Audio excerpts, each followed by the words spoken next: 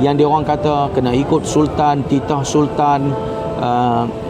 Kita perlu menjunjung titah Tuanku Sultan Pahang. Alhamdulillah, mari sama-sama kita tengok dan kita boleh menjunjung kasih titah duli Tuanku Sultan Pahang.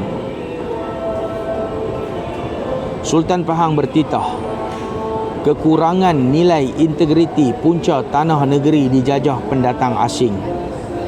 Ini tuan-tuan, ini kenyataan dibuat pada 30 Julai 2024 sebelum Seplas naik ke Cameron Highland pada sekitar 7-8-9 Ogos 2024 kali pertama. Sultan Pahang Al-Sultan Abdullah Riayat Udin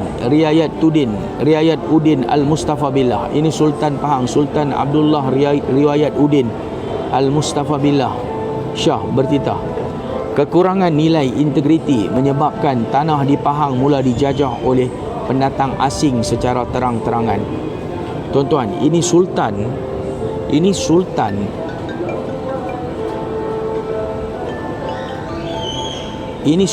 tuan-tuan. Sultan dah ambil maklum tentang tanah-tanah di Cameron Highlands ini sedang dijajah oleh pendatang-pendatang asing. Pada ketika ini, semua geng-geng pencacai politik, tali barut politik, pengampu politik, mereka diam. Mereka langsung tidak bersuara. Ada yang bersuara, langsung tidak bersuara. Kita akan baca yang terbaru. Bangang-bangang semua, jangan buat cerdik sangat. Jangan buat cerdik. Bangang-bangang semua boleh duduk diam-diam dalam ni, boleh dengar, boleh kalau tak puas hati boleh request on camera, boleh berhujah. Kalau nak jadi bangang-bangang dalam ni, yang mengampu, yang menjadi pencacai politik dalam ni, yang komen ikut kepala lutut otak hampa, kita punya moderator akan belok. Bangang-bangang ni sila relax dalam ni. Okey, ikut dulu. Nak ikut nak masuk orang punya room, ikut apa yang host sedang cakap. Jangan jadi bahlul. Okey, jangan jadi bahlul. Duduk diam-diam dalam ni. Okey, kurangkan kebahalulan dalam ni. Okey, baik. Sekarang ini kita bukan sahaja menghadapi pendatang haram, tapi kita menghadapi pencacai di kalangan ahli-ahli politik akan masuk dalam ni. Baik tuan-tuan, pedulikan dia orang ni.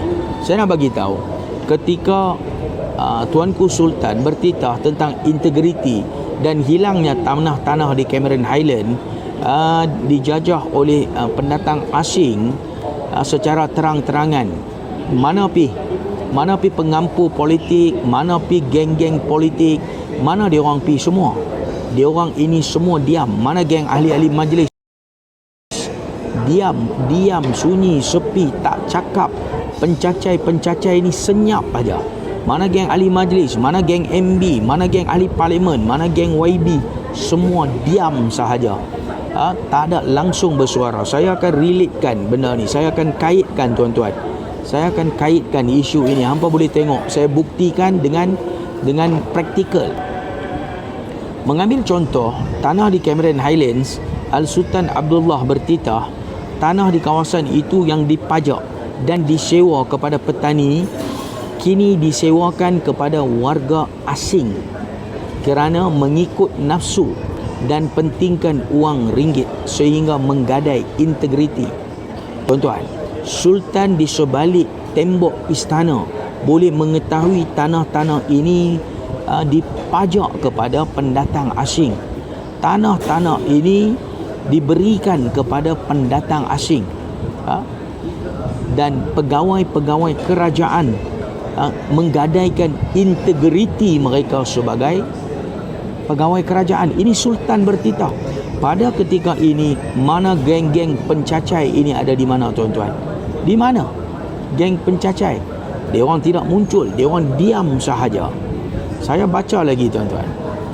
Malah lebih mendukacitakan lagi, warga asing tersebut telah mengambil alih peranan sebagai tauke yang mengawal bekalan dan harga dalam industri pertanian, mengakibatkan wujudnya kartel yang merosakkan ekonomi negeri dan negara secara keseluruhan.